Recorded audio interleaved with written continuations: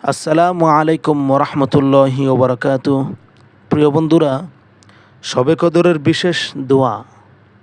শবে কদরের রাতে যে দোয়াটি বেশি পড়তে বলা হয়েছে তা হলো আল্লাহুম্মা ইন্নাকা আফুউন তুহিব্বুল আফওয়া ফা'ফু আন্নি।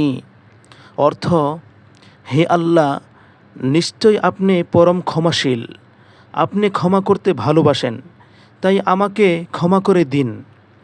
এই দোয়াটি আমাদেরকে শিখিয়েছিলেন মহানবী সাল্লাল্লাহু আলাইহি ওয়াসাল্লাম, এবং তিনি শবে কদরের রাতে বেশি বেশি এই দোয়া পড়তে বলেছেন।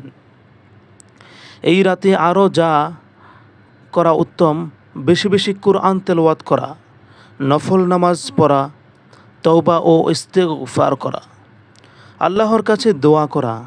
শবে কদরের রাত হাজার মাসের চেয়েও উত্তম। তাই এই রাতে আন্তরিকভাবে আল্লাহর কাছে ক্ষমা চাইলে আল্লাহ তাআলা বান্দাকে ক্ষমা করে দেন।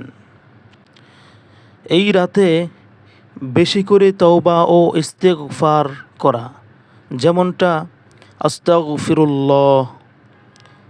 আবার এই রাতে দুরূদ শরীফ পড়া, যেমন আল্লাহুম্মা সাল্লি আলা মুহাম্মাদ, দুরুদে ইব্রাহিম, যে দুরূদ শরীফ আমরা নামাজে পড়ে থাকি।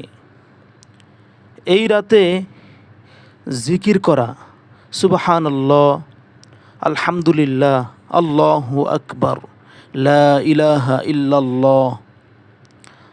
আরও এই রাতে মন থেকে কান্না করে দোয়া করা।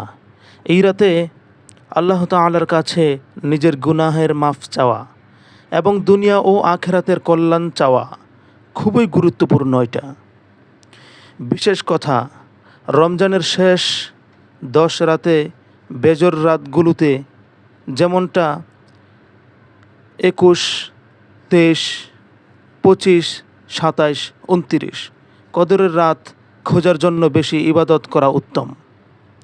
প্রিয় বন্ধুরা, ভিডিওটি ভালো লাগলে অবশ্যই শেয়ার করবেন, সাবস্ক্রাইব করবেন, পাশেই থাকবেন। আসসালামু আলাইকুম ওয়া রাহমাতুল্লাহ।